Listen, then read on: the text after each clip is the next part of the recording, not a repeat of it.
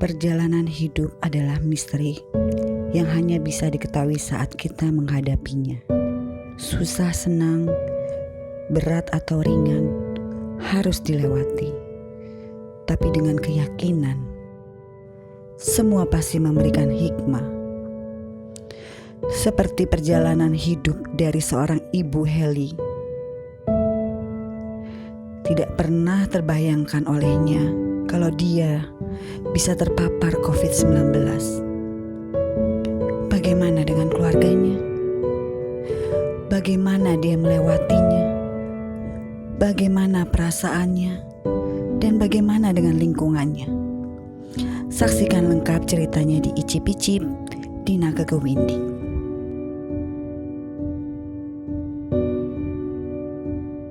Assalamualaikum warahmatullahi wabarakatuh. Ketemu lagi dengan Icip-Icip Dina Kekewindi. Dan kali ini Icip-Icipnya beda dan aku sendiri, karena aku kebetulan ketemu sama teman yang cukup lama tidak berjumpa. Kita terakhir berjumpa SMP ya? Ya maksudnya setelah SMP pernah berjumpa. Ini adalah teman SMP aku, Heli namanya. Hey. Dan kebetulan sebenarnya sih kita masih ada komunikasi via WhatsApp, tapi belum pernah ketemu ya kan, sampai akhirnya pandemik ya, akhirnya nggak ketemu dan kemudian juga kebetulan temanku ingin berbagi cerita, jadi aku tiba-tiba juga Heli bercerita gitu loh, karena Heli termasuk pernah mengalami COVID-19.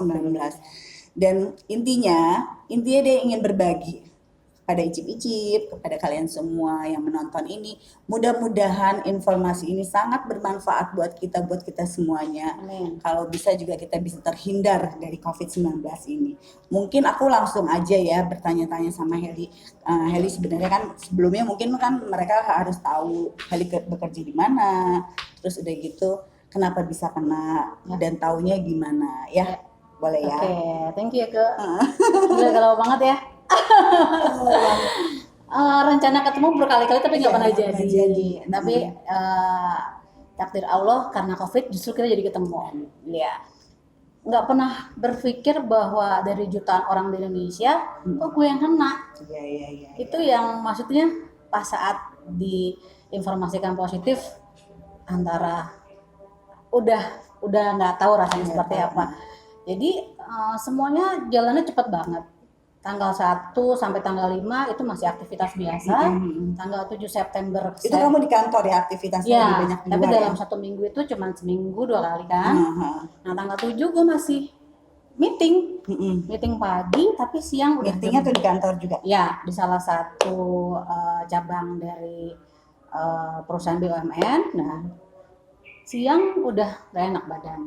Yang dirasain demam. Udah gak enak, tapi memang pas malam minggu itu tenggorokan udah gak enak.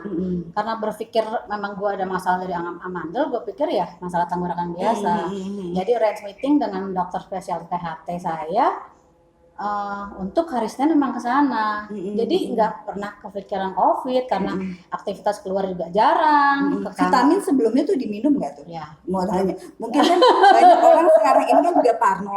Konsumsi vitamin, segala macam vitamin, segala macam suplemen. Nah, Heli sendiri sebelum itu kok rajin nggak? Enggak. Gue salah satu orang yang malas minum vitamin dan malah minum air putih. Jadi jangan diikutin. Ternyata memang vitamin dan air putih itu perlu banget. Dalam kondisi seperti ini lebih penting. Setelah itu tanggal 7 habis dari meeting karena memang ada keluarga meninggal, kita langsung melawat ke sana dan langsung ke rumah sakit untuk cek tenggorokan. Jadi dalam kondisi nggak tahu kita ada gejala seperti itu, tapi sempat ngelawat dulu. Iya, makanya itu memang dan sempat meeting juga dengan meeting dengan siapa sudah diinformasikan ke kantor, mereka juga untuk cek swab dan sebagainya. Tapi setelah memang saya dapat confirm bahwa saya positif. Gitu. Setelah abis ngelawat, terus baru ke rumah sakit.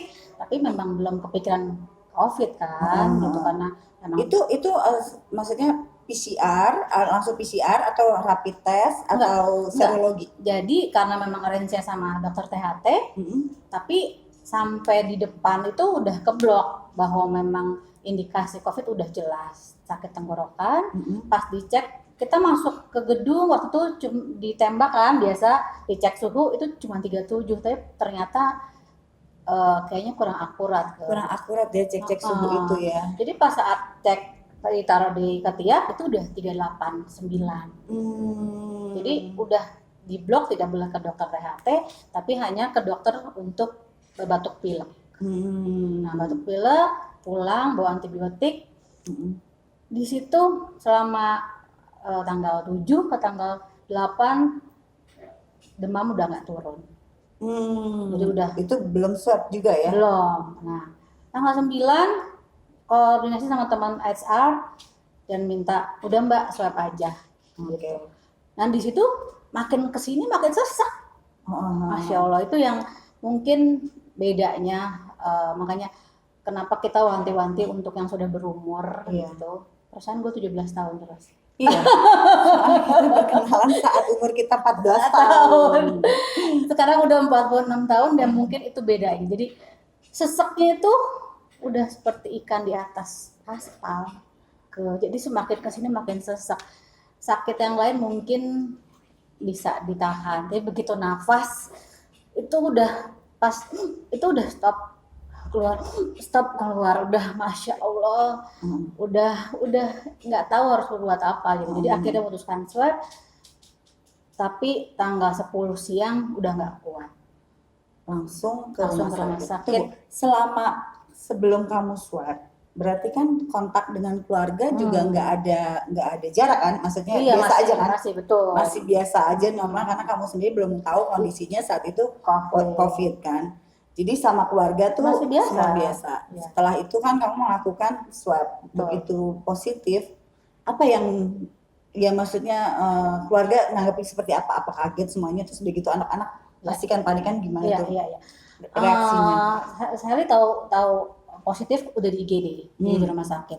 Tapi alhamdulillah respon kantor tuh cepat. Mereka sudah langsung berinisiatif ngangkat, membawa teman-teman keluarga, anak, suami, pembantu ke kantor untuk swab.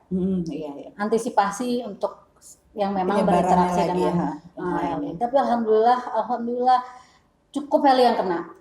Di antara keluarga. Di rumah berapa orang itu? Anaknya 3, suami, pembantu 5 orang, semua negatif. Dan itu tidur masih sama suami malam? Masih. Makanya itu berarti semuanya dari antibodi kita ya, dari itunya semuanya. Malah anak saya yang kecil 8 tahun lebih kuat. Dia masih tidur, masih dipeluk sama Heli untuk seperti biasa, tapi pas swab negatif.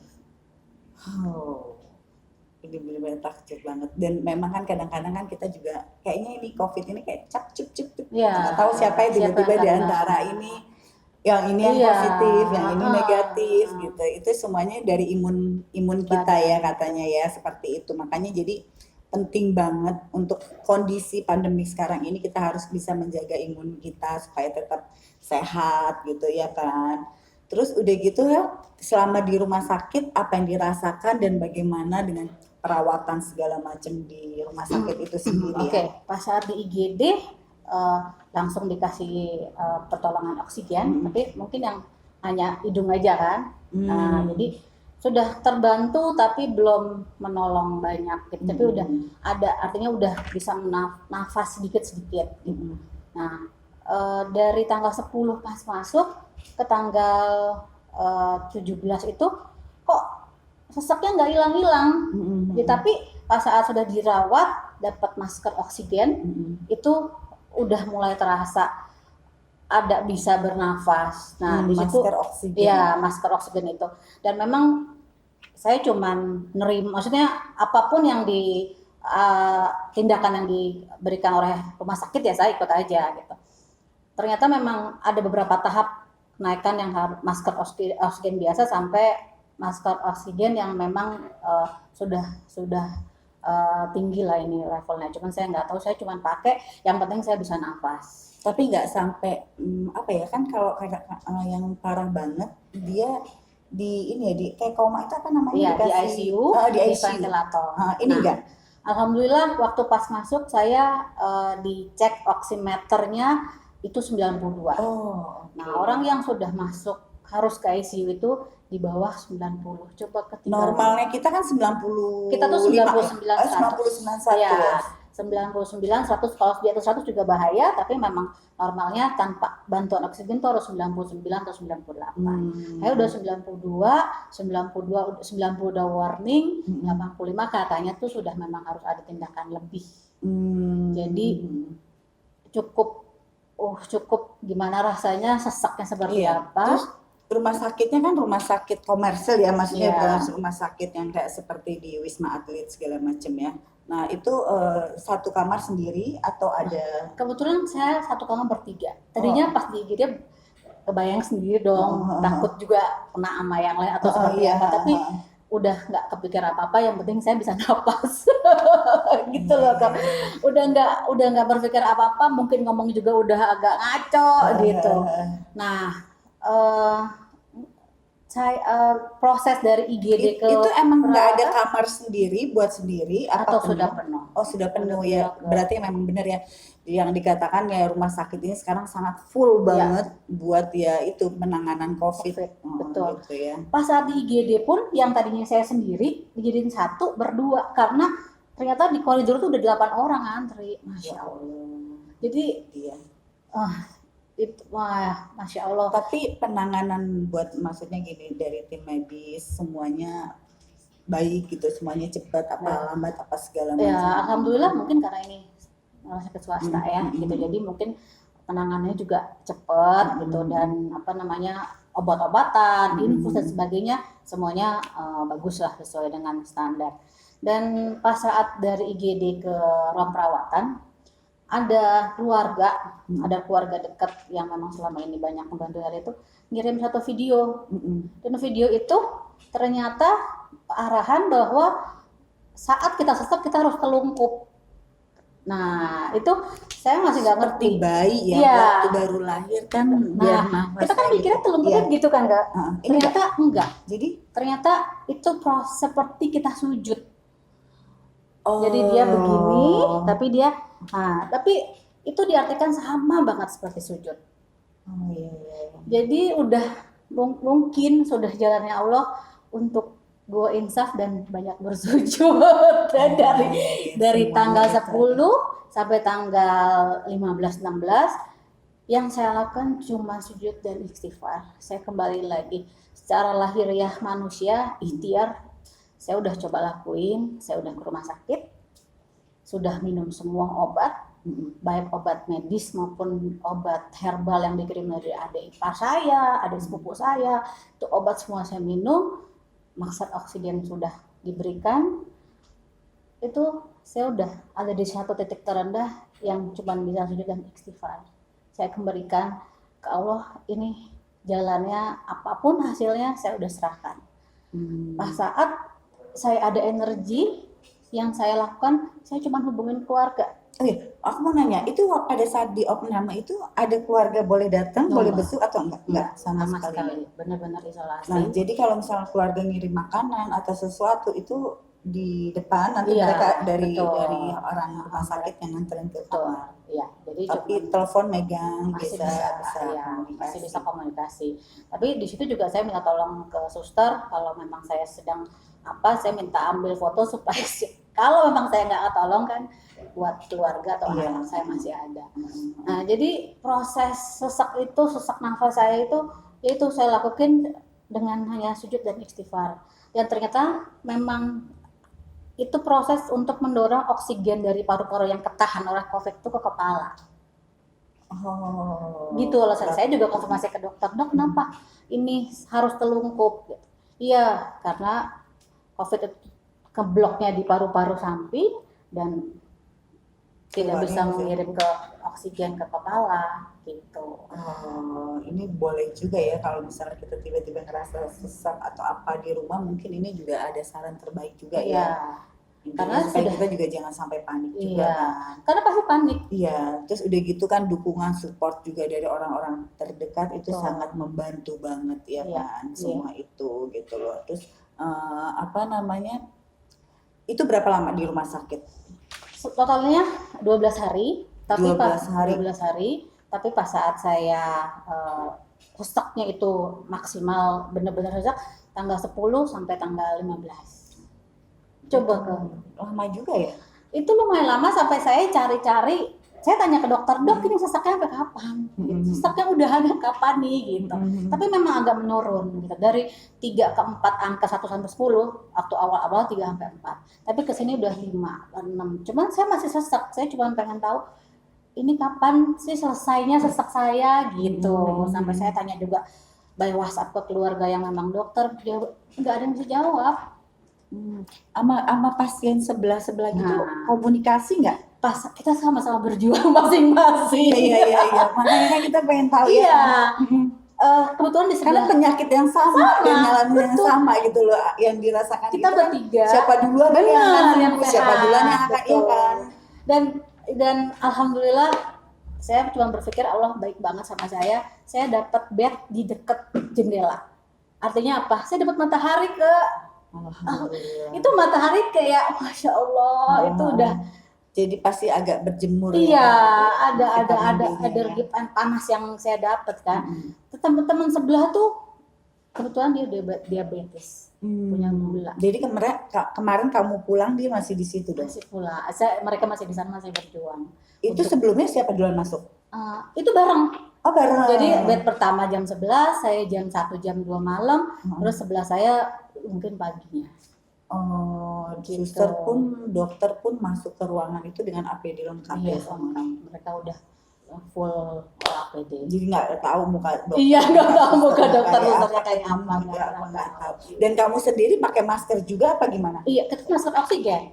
Oh masker oksigen. Udah ya. iya. Terus dengan pakai maksudnya sarung udah Udah, cuman pakai baju dari rumah sakit aja. Baju dari rumah sakit aja. Nah, terus kan biasa kalau dirawat di rumah sakit kan mandi ada suster bantuin. Nah, ini gimana nih kalau dengan kondisi sekarang? Ada di situ beberapa dokter yang menyarankan untuk saya tidak bergerak dari tempat tidur, makanya saya dipasangin pampers. Bayangin nggak? Tapi tetap nggak bisa pas saat kita mau ke belakang, gue berusaha untuk bisa napas untuk sampai ke Kamar mandi. Dan ada juga yang dokter, ibu nggak boleh bergerak, ibu duduk aja supaya oksigen ibu lebih lancar. Tapi saya nekat untuk sujud tadi. Jadi saya yang dua sih enggak yang mereka mungkin dia nurut apa dokter mereka stay dengan duduk di tempat tidur. Tapi kalau saya pas selesai semua saya duduk dan saya coba terus sujud. Mandi sehari biasa 2 kali atau kalau pagi aja ya, tapi mandi ya itu kan cuma dibersihkan biasa. Tapi itu pun pas saya sudah lepas infus, saya coba mandi sendiri.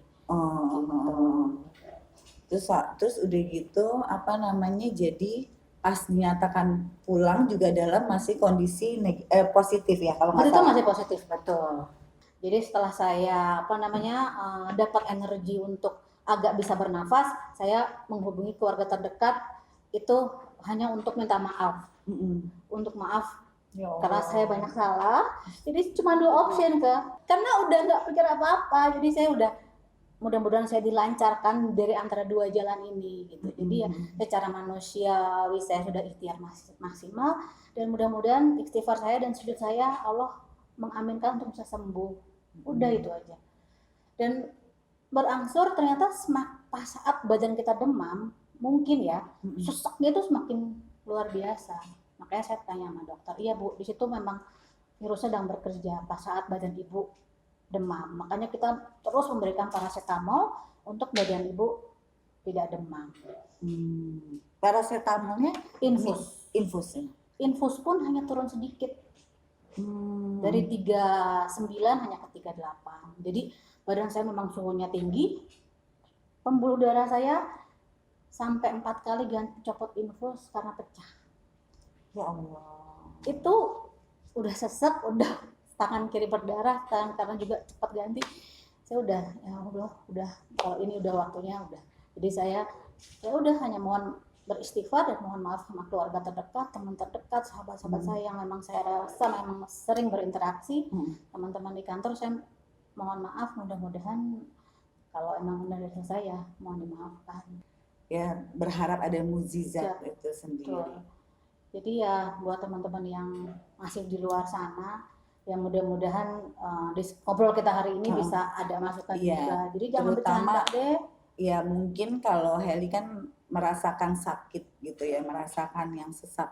Tapi yang kita takutkan itu yang OTG, Betul. orang tanpa gejala yang masih nganggap sebenarnya udah positif dan dia membahayakan karena menularkan virus itu ke orang-orang lain, tapi dia tidak punya kesadaran penuh untuk isolasi mandiri. Ini yang lebih ditakutkan bahaya karena akhirnya pemutusan penyakit ini rantainya putus-putus gitu ya kan, yang dibahaya. Mungkin kalau yang sakit ya bisa tahu ya dia harus ke rumah sakit, tapi kan intinya yang paling bahaya yang punya harus begitu dia tahu dia OTG ya itu dia harus kemana-mana. Intinya ya sekarang ini ya dengan kondisi sekarang kita tetap harus menjaga kesehatan ya kan. Terus pulang ke rumah itu dijemput kan, maksudnya kan intinya kita mau tahu nih ini kok siapa nih ya. Terus udah gitu kan rumah sakit bisa membolehkan pulang. Walaupun hasil swabnya itu belum negatif gitu, tapi bukan Heli aja, aku juga banyak teman-teman yang seperti itu. Jadi mereka lebih memilih kalau dia sehat isolasi mandiri di rumah sambil menunggu lagi swab lagi di waktu yang memang udah ditentukan kan. Nah suami jemput, oh tapi udah nggak apa-apa gitu ya. Cuman tapi kamu belum berani. Anak-anak touching segala macam. Nah waktu pas malam tidur sendiri kamar sendiri gitu. Jadi sampai rumah udah disiapin kamar anak laki-laki saya. Semua saya lakukan aktivitas di situ. Saya boleh hanya keluar pas saat berjemur. Itu pun pas saya keluar anak-anak semua di kamar. Sedih banget nggak tuh? Ya mau nggak mau karena memang saya sayang mereka ya, juga benar, mau mereka juga harus ngerti bahwa disiplinnya seperti itu. Mamahnya perlu keluar hanya untuk dapat vitamin dari matahari. Mungkin kan jadi berjemur itu ya mereka masuk kamar dulu ya. Mungkin sampai saya udah berangkat kerja ya itu aktivitasnya nyalap semua walaupun kamar. Terus makan gimana yang? Iya biasanya mereka cuma sampai depan kamar kita ambil terus atau saya minta tolong apa-apa ya Mama sampai di depan batas kamar aja. Sampai anak saya juga mau apa-apa ya udah sampai batas kamar ya Ra gitu. Terus akhirnya bisa ngeliat haru birunya begitu meluk. Iya, Rara yang kecil begitu Mama. Sini Rara, sini. Sini. Kangen kan?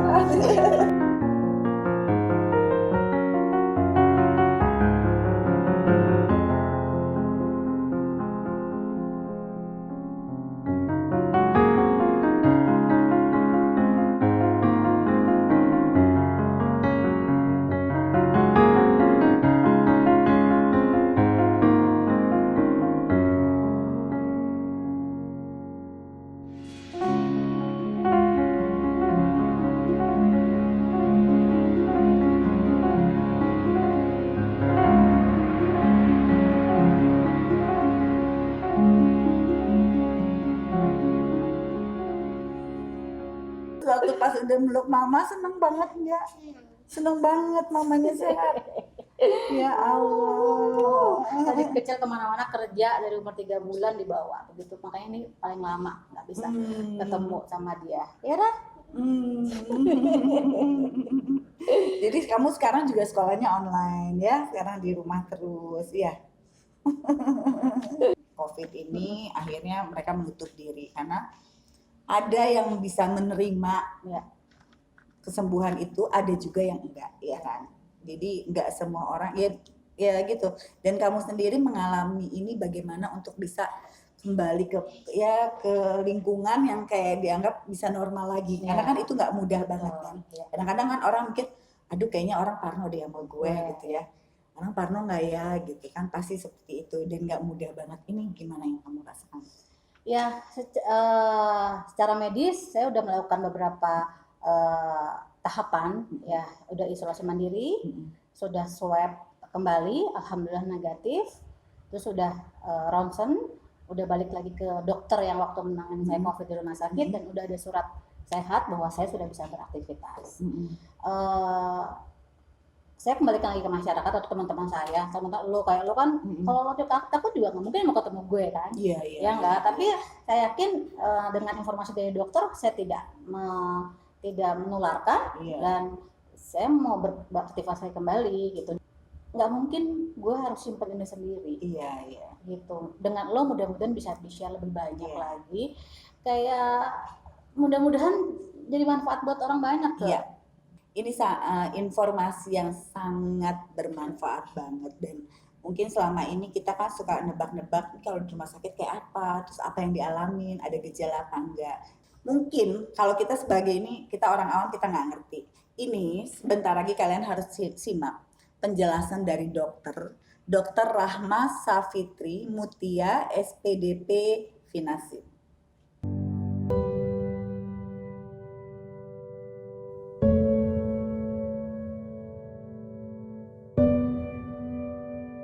Apabila seseorang sudah menjalani perawatan selama 2 minggu, kemudian juga sudah tidak memiliki gejala lagi, dan hasil swabnya pun masih positif, pasien tersebut dapat pulang dan dapat melakukan isolasi mandiri kembali selama 7 hari.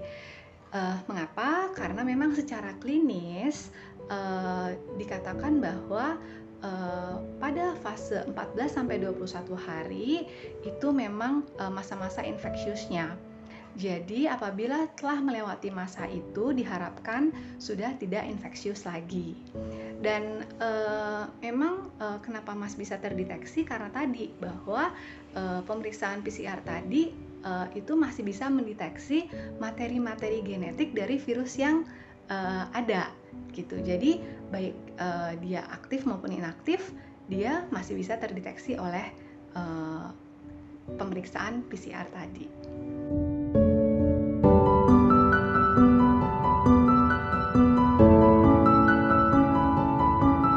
Penyakit COVID-19 ini merupakan penyakit yang baru, oleh karenanya kita belum mengetahui secara pasti bagaimana polanya dan masih dapat atau masih harus diteliti ke depannya bagaimanakah pola dari si virus ini.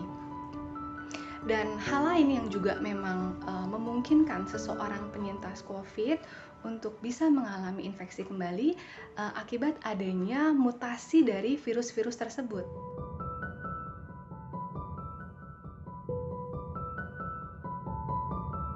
Jadi perlu diketahui bahwa untuk semua alat pemeriksaan ya untuk bisa mendeteksi adanya suatu virus atau kuman dibutuhkan viral load tertentu atau jumlah virus tertentu yang bisa dideteksi oleh alat tersebut. Nah, misalnya alat PCR tersebut dia baru bisa akan mendeteksi apabila terdapat sekitar 250 kopi dari si virus tersebut. Oleh karenanya, kalau seandainya jumlah virusnya masih di bawah 250, alat tersebut akan menyatakan bahwa orang tersebut negatif atau tidak terinfeksi dengan virus tersebut.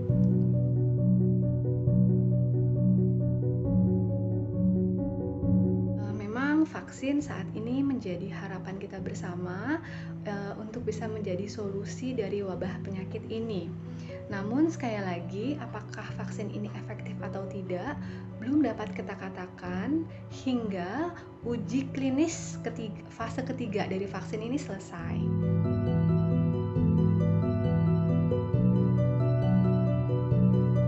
Kembali lagi bahwa yang paling penting pada masa-masa ini adalah pencegahan. Bagaimana kita bisa melindungi diri kita sendiri, melindungi keluarga dan orang-orang yang kita sayangi dari wabah penyakit ini. Tentunya telah banyak edukasi-edukasi yang diberikan baik dari Kemenkes maupun bisa dilihat di TV-TV ataupun di radio-radio dikatakan bahwa bagaimana sih cara yang baik untuk mencegah penularan dari virus COVID-19 ini. Dan kali ini saya juga tidak bosan-bosan mengajak semua pemirsa dari Icip-Icip ini untuk bisa mematuhi protokol kesehatan. Demikianlah penjelasan dari Dr. Rahma Safitri. Mudah-mudahan ini sangat berguna buat kita semua. Oke Heli, sebelum kita closing acara ini, kamu sampaikan sama ya penonton icip-icip sama kita semua. Ya, thank you banget mudah-mudahan ini bisa kasih manfaat buat orang banyak. Dan mungkin poinnya ya kita sebagai manusia hanya bisa berikhtiar. Semuanya Allah yang menentukan. Apapun yang kita buat, kita lakukan, kalau memang belum diizinkan Allah nggak akan mungkin terjadi. Dan mudah-mudahan ini juga jadi saya seperti hidup kembali ke yang kedua kali.